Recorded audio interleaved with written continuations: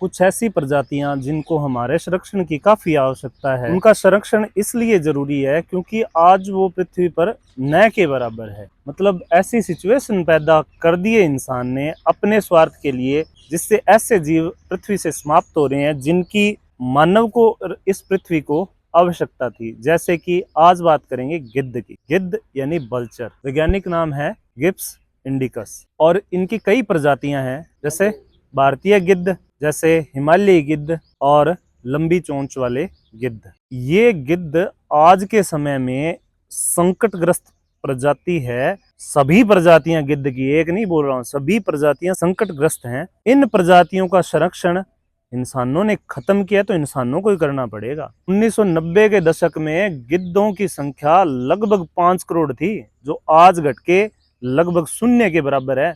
आप आसपास में देखना, जहाँ पे आप मृत पशुओं को डालते हो, गांव में अक्सर होता है कि जहाँ पे मृत पशु डालते हैं वहाँ पे गिद्ध आते हैं।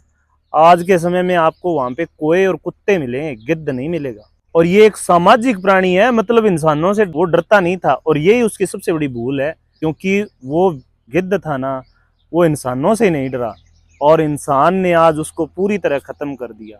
खत्म हुआ कैसे? तो इंसान अपने स्वार्थ के लिए जो पालतू पशु है उनको डाइक्लोफिनेक और ऑक्सीटोसिन हार्मोन देता था।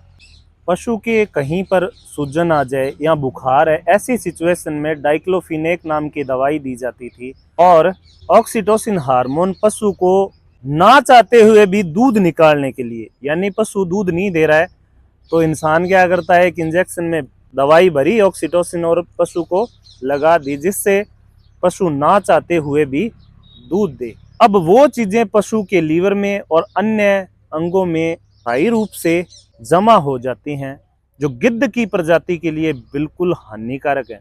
हालांकि ये मानव के लिए भी हानिकारक है।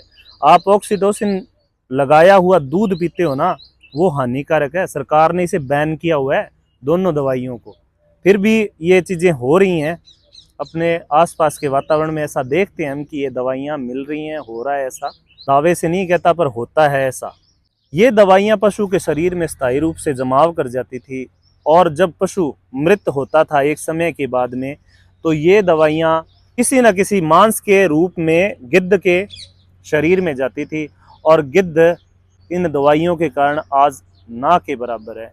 सोचो, 5 करोड़ की संख्या वाला, और आज जिसकी संख्या शून्य के बराबर है। आप यही बात इंसानों पे लगा लो, जिनकी संख्या 20 करोड़ थी वो 140 करोड़ हो गए, और जिनकी संख्या 5 करोड़ थी वो शून्य हो गए।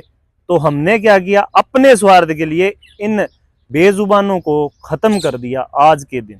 तो हमें इसकी संरक्षण की सबसे ज्यादा आवश्यकता है कि हम इस प्राकृतिक सफाई कर्मी को वापस लेके आए। इसे प्राकृतिक सफाई कर्मी कहा जाएगा, क्योंकि ये किसी से पैसा नहीं लेता, सरकार से नौकरी नहीं मांगता। ये सिर्फ और सिर्फ जहाँ पे ये हो रहा है, जैसे मृत पशु पड़े हैं, उस क्षेत्र में जाके अपने आप उनको साफ करता था। और जो बची खुची हड्डियां अपने देखते हैं कि परिवहन होती हैं रोडों पे, जो हड्डियों का दवाई के रूप में, खेती में फास्फोरस के रूप में प्रयोग किया जाता है, हड्डियां पहले गिद्ध साफ करते थे, यानी कि उनकी चमड़ी पूरी तरह साफ करते थे गिद्ध।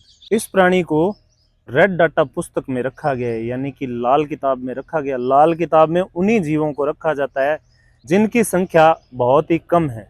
गैस कंपनियां थी, वो इन जीवों को, क्षेत्र में गैस का रिसाव हो रहा है, प्राकृतिक गैस का रिसाव हो रहा है, गांव पर इन गिद्धों से पता चलता था कि इस जगह गैस का रिसाव हो रहा है। अब कैसे? क्योंकि जो प्राकृतिक गैस है वो जीवाश्म से तैयार होती है, यानी मरे सड़े गले जीवों से, पशुओं से ये जो प्राकृतिक गैस है वो तैयार होती है।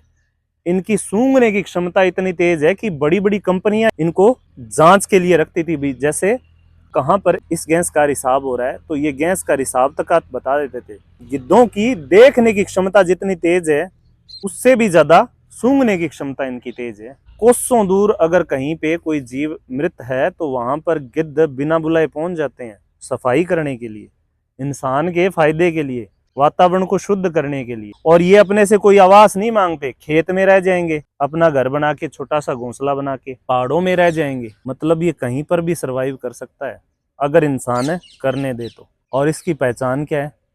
इसकी लंबी गर्दन और सिर दोनों पर बाल नहीं होते।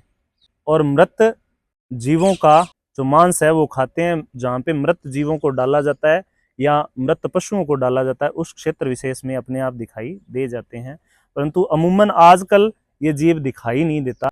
हम सब मिलकर इस प्रकृति के प्राकृतिक सफाई कर्मी को वापस जो संख्या पहले थी उतनी संख्या में कम से कम लेके आए, और जो पशुओं को दी जाने वाली डाइक्लोफिनेक और ऑक्सीटोसिन हार्मोन उसको पूरी तरह से बंद कर दें, ताकि ये पक्षी वापस इस वातावरण में संतुलन बनाने के लिए आ जाए। जय हिंद दोस्तों।